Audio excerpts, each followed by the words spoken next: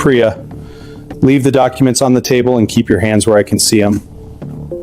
Those are care documents for my patient. Priya Lance operated inside the homes of dying patients for 8 years without anyone checking her work.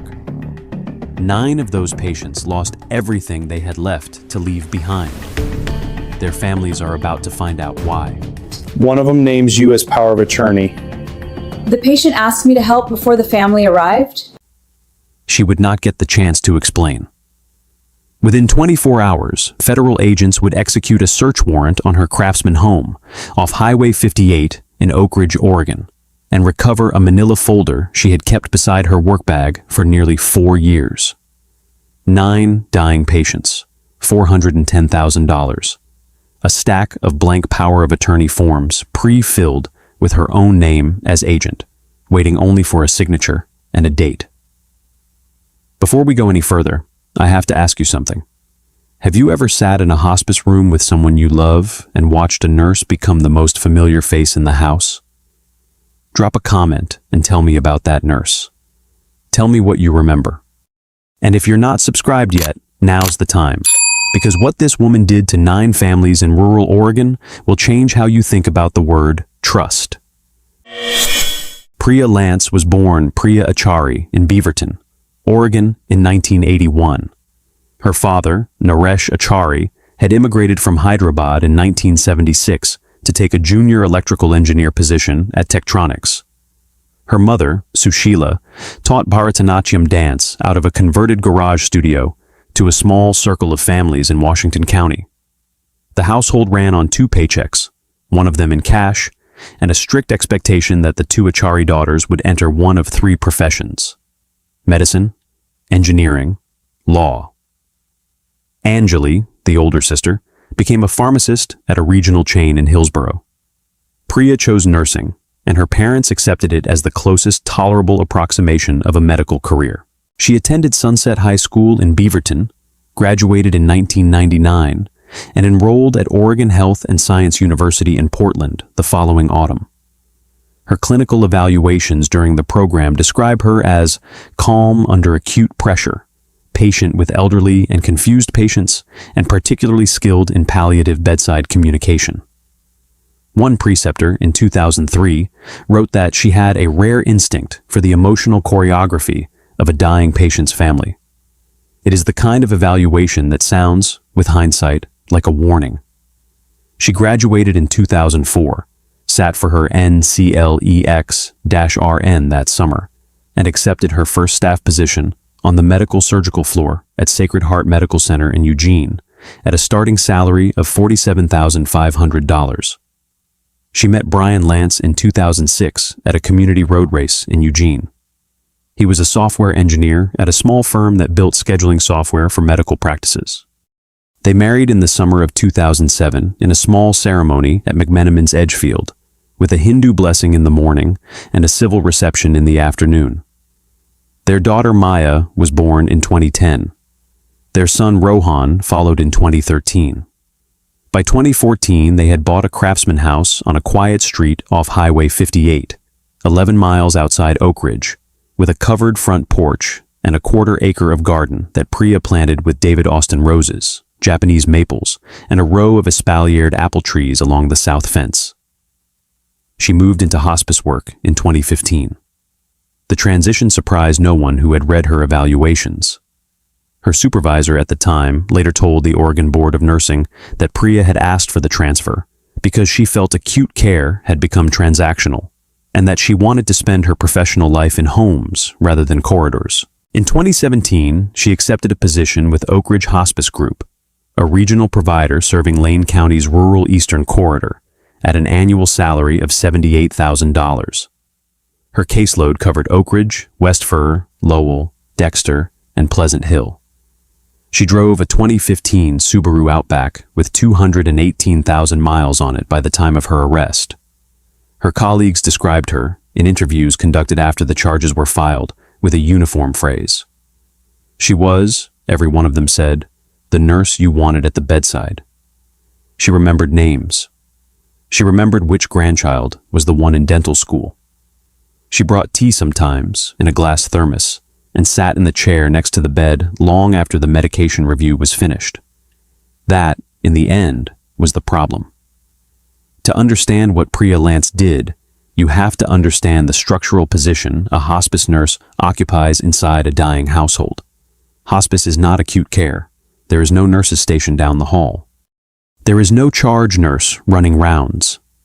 The hospice nurse drives to the house alone, in her own car, on a schedule she largely sets herself within the parameters of the patient's care plan. For the patients in Lance's caseload, that meant visits 2 to 4 times a week, lasting anywhere from 40 minutes to several hours, conducted in the patient's bedroom or living room, or, in some cases, in a small studio unit at an assisted living facility called Cascadia Court on the edge of Westford. The work itself is meticulous and intimate. Vital signs, medication reconciliation, pain assessment, catheter and wound care, coordination with the hospice physician, the chaplain, the social worker, and the bath aide.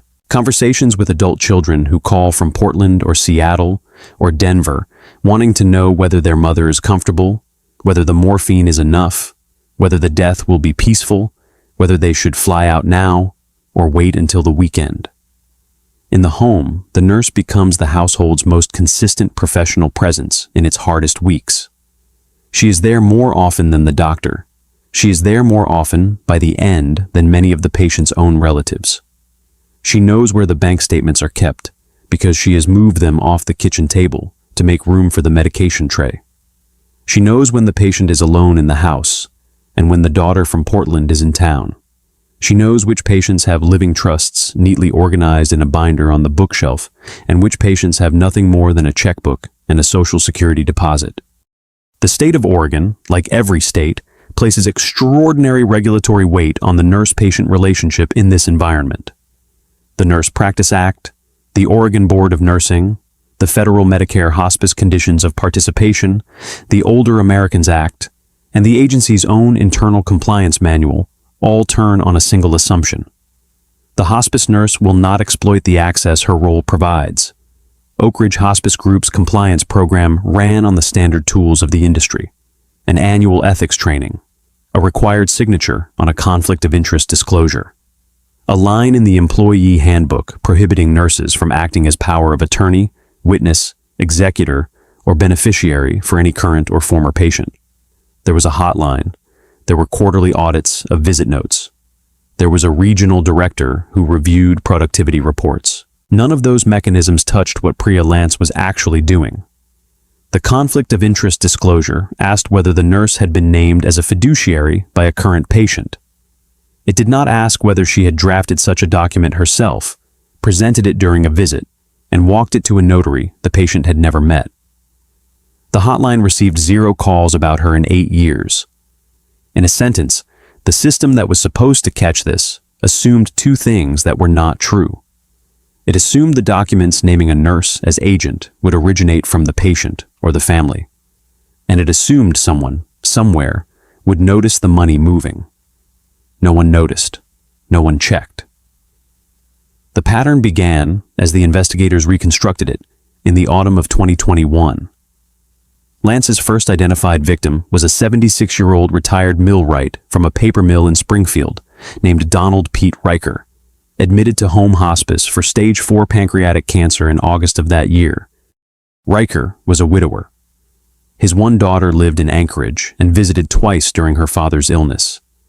He had 2 checking accounts, a CD ladder at a credit union in Eugene, and a small brokerage account with a balance of just over $61,000. On the 17th of October, 2021, during what was logged as a routine medication visit, Lance presented Mr. Riker with a 4-page durable power of attorney document naming her as his agent. The document was pre-printed, with the relevant blanks filled in by hand. He signed it in the kitchen, sitting at the table where he had eaten dinner alone every night since his wife's death in 2018.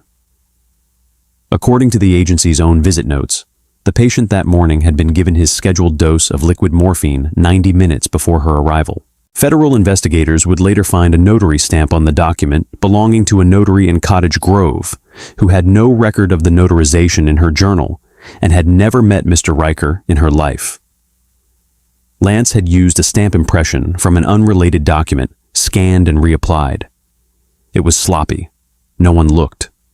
Within 6 weeks, $18,000 had moved from Mr. Riker's brokerage account to a checking account at a community bank in Florence, Oregon, in the name of a sole proprietor. LLC Lance had registered as a private duty consulting business. Mr. Riker died on the 28th of November.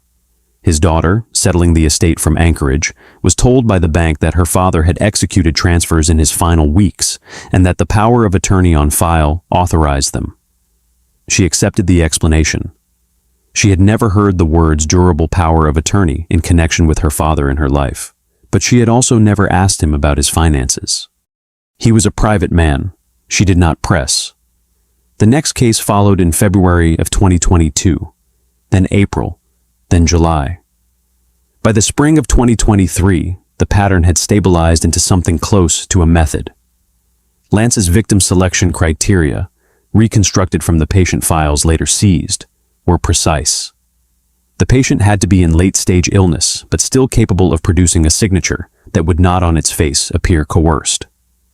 The patient had to have no adult child within a 2-hour drive, and, ideally, no adult child likely to inspect the estate documents after death. The patient had to have liquid assets sufficient to justify the operational effort, and the patient had to be on a medication regimen that included an opioid scheduled close to her visit times, so that any later questioning of the signature could be deflected by the family's own reluctance to publicly acknowledge how compromised their loved one had been in the final weeks.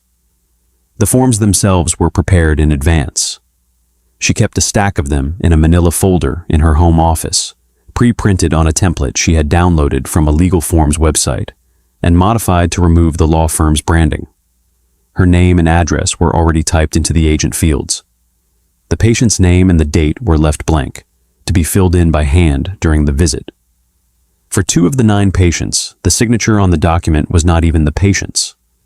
By the time of the document's execution, those 2 patients had progressed past the capacity to sign anything. Lance produced signatures herself, traced from prior exemplars she had access to through the agency's records. For the witness lines, she used the printed names of 2 Oak Ridge colleagues without their knowledge. One was a fellow RN named Bethany Stoltzfus. The other was a licensed practical nurse named Lyle Mendenhall. Neither knew that their printed names appeared on legal documents until the FBI showed them photocopies in the spring of 2025. With the documents in hand, Lance worked the patient's finances with the patience of someone who understood that the chaos of estate settlement would eat her tracks. She did not empty accounts in a single transaction. She moved money in increments of $3,000 to $12,000. She liquidated brokerage holdings under the cover of a rebalancing for end-of-life expenses explanation that she gave to bank representatives over the phone. In 2 cases, she initiated reverse mortgages on patient residences, drawing lump sum disbursements that were routed to her LLC's account at the bank in Florence. The total, across 9 patients over 41 months, came to $410,412. She did not buy a sports car. She did not take a trip. She paid down the mortgage on the Craftsman house. She paid for orthodontics for Maya. She paid private school tuition for Rohan. She replaced the roof. She put $28,000 into a 529 college account for each of the 2 children. She did the things a careful suburban professional does when a small and unaccounted for stream of money appears in her life. From the outside, nothing looked unusual. Howard Brennan was 81 years old when he died at home in Oak Ridge on the 9th of January, 2025. He had been a tax accountant in Portland for 42 years before retiring to a 1-story house off Salmon Creek Road in 2014. His wife had died of pancreatic cancer in 2019. He had 1 surviving child, a daughter named Lillian, who was a senior auditor at a regional accounting firm in Portland, and who drove the 2.5 hours down to Oak Ridge every other weekend during the last year of her father's life. Mr. Brennan was admitted to home hospice in late October of 2024 for metastatic prostate cancer that had moved into his spine and his lungs. His pain regimen was aggressive. By the third week of December, his daughter later told investigators he was lucid for perhaps 4 hours of the day in 2 separate windows and increasingly confused outside those windows. He recognized her. He recognized his grandson. He could not always remember which year it was, or whether his wife was alive or dead. His hospice nurse was Priya Lance. Lillian Brennan came to her father's house for the last time on the 7th of January, 2 days before his death. She remembered Lance in the kitchen that afternoon, washing out a glass thermos in the sink, telling her how comfortable her father was, how peaceful, how the journey was almost done. She remembered thinking that she had never seen a more compassionate nurse. She remembered the thermos specifically because Lance had brought ginger tea and the smell of it filled the room. She buried her father on the 15th of January. She began the work of settling his estate the following week. She was a senior auditor. She knew how to read a brokerage statement. She knew how to reconcile a checkbook. She had her father's binder of legal documents on the dining room table by the 1st of February. Inside the binder, in a section that her father had labeled in his own handwriting, Durable Power of Attorney, there were 2 documents. The first was a 2016 power of attorney naming Lillian as her father's agent. It was the document she expected to see. The second document was dated the 14th of November, 2024. It named Priya Lance as her father's durable power of attorney for finances. It was notarized by a notary public in Cottage Grove, whom Lillian had never heard of. The signature on the document purported to be her father's. Lillian Brennan had 30 years of her father's signatures on canceled checks, tax returns, holiday cards, and birthday checks to grandchildren. She knew her father's hand. The signature on the November 14th document was not it. She also knew, because she had been there, that on the 14th of November, 2024, her father had been less than 3 weeks from no longer being able to track a conversation for more than 5 minutes. He could not have understood a durable power of attorney. He could not have understood the words on the page. She drove to her father's bank in Eugene the next morning. The bank confirmed that Priya Lance, RN, had executed 7 separate transfers from his accounts between the 18th of November and the 3rd of January, totaling $67,400. The transfers were authorized by the durable power of attorney on file. Lillian Brennan sat in the bank's parking lot for 40 minutes. Then she called the Oregon Board of Nursing. She called Oak Ridge Hospice Group's corporate compliance line. She called Adult Protective Services. She did not call her father's nurse. The Oregon Board of Nursing assigned the case to an investigator named Audra Pellegrino on the 7th of February, 2025. By the 11th, she had pulled Priya Lance's full caseload for the preceding 5 years from Oak Ridge Hospice Group's records, with a subpoena co-signed by an assistant attorney general. The list contained 147 patients, all of them now deceased. Pellegrino did not start with Howard Brennan. She started with the others. She wanted to know whether the November 14th document was a single act of opportunism or the visible edge of something larger. She built a spreadsheet. For each of the 147 deceased patients, she requested probate filings from Lane County, Douglas County, and Lynn County. She requested bank records from the institutions identified in those filings. She requested copies of any power of attorney documents executed in the final 18 months of the patient's life. Within 6 weeks, the spreadsheet had a column that did not belong in a spreadsheet about hospice care. Across the 147 patients, 8 additional names came back with durable power of attorney documents executed in the final months of life, naming Priya Lance as agent, followed by substantial unexplained transfers of assets in the weeks before and after the patient's death. 8 additional names. Combined with Brennan, 9. By the 3rd week of March, the case had crossed from the Board of Nursing into the United States Attorney's Office for the District of Oregon. Wire fraud crossed state lines. The brokerage transfers had moved through interstate financial systems. The FBI's Eugene resident agency took the lead. An IRS criminal investigation special agent named Renee Holsapple was added to the team to trace the asset flows. The forensic work fell into three categories: handwriting, notarization, and the money. A questioned document examiner from a private lab contracted by the FBI was given exemplar signatures from each of the 9 patients. For 7 of the 9 signatures on the Lance POAs, the examiner concluded that the signature was inconsistent with the patient's known hand. For 2 of the 9, she concluded that the signature was an outright forgery, with characteristics consistent with deliberate tracing. The notarizations were a separate disaster for Lance. The notary public whose stamp appeared on 6 of the 9 documents was a woman in Cottage Grove, who, when interviewed, produced her notary journal. The journal had no entry for any of the 6 dates. She had never met any of the 9 patients. The stamp impressions on the documents, when examined under magnification, were inconsistent with the depth and alignment of the same notary's authenticated stamps from other documents executed in the same period. The money was the third pillar. Agent Holsapple traced $410,412 from patient accounts through 3 intermediary accounts at 2 different community banks into the operating account of Lance Private Duty Consulting LLC, and from there into the Lance family's joint checking account, mortgage, orthodontic provider, private school, and 529s. On the morning of the 22nd of April, 2025, a federal magistrate judge in Eugene signed a search warrant for the Lance residence off Highway 58. The warrant covered the house, the detached garage that served as Priya's home office, and the 2015 Subaru Outback parked in the driveway. The agents who entered the house at 6:47 that morning recovered the manila folder within the first 11 minutes of the search.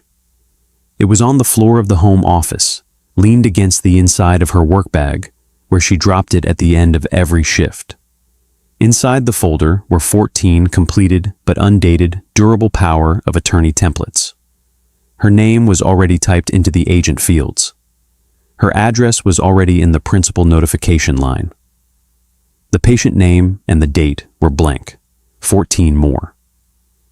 In a drawer of the same desk, agents found a spiral notebook in which she had logged every deposit and transfer for 41 months in her own handwriting. Patient initials in the left column, amount in the second column, date in the third, destination account in the fourth. The notebook was the operations accounting ledger. She had kept it herself. The investigation is done. The search warrant is signed. Before we walk into the morning, the federal agents knocked on her front door. I want to ask one thing of you. If you've made it this far, you already know this channel doesn't look away from these stories.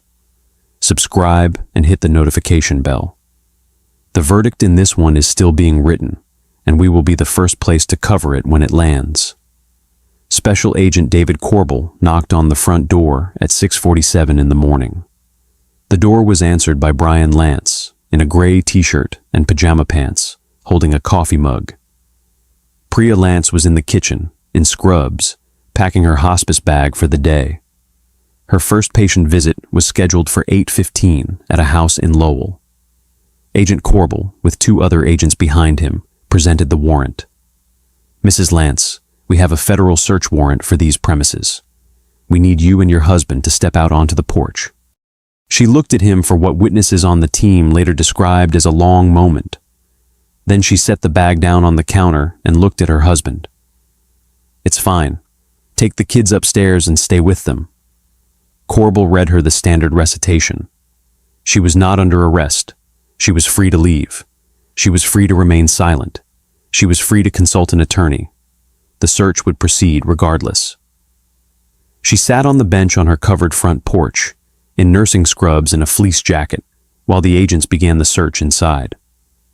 After 11 minutes, one of them came to the door and said something to Corbel that the body cam audio did not pick up.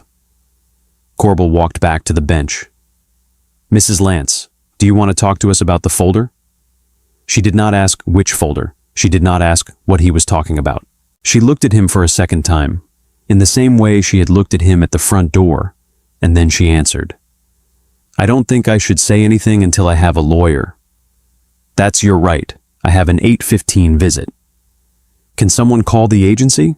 He told her gently that the agency had already been notified, that her access to the patient record system had been suspended at 6:05 that morning in coordination with Oak Ridge Hospice Group's chief compliance officer, that a colleague had been reassigned to her 8:15 visit. She nodded once. She did not cry. She did not protest. She sat on the bench for the next 90 minutes while her house was searched. When her children came outside on the way to a neighbor's house for the day, she hugged each of them and told them she loved them and that she would explain everything later. She was charged by federal complaint 6 days later. The indictment was returned by a federal grand jury in Eugene on the 20th of May, 2025. It contained 11 counts. 5 counts of wire fraud under 18 U.S.C. Section 1343. 2 counts of aggravated identity theft under 18 U.S.C. Section 1028A for the use of her colleagues' names on the forged witness lines. 4 counts of bank fraud under 18 U.S.C. Section 1344 for the false representations made to the institutions holding patient assets. The state of Oregon filed concurrent state counts the same week. Forgery in the first degree under ORS 165.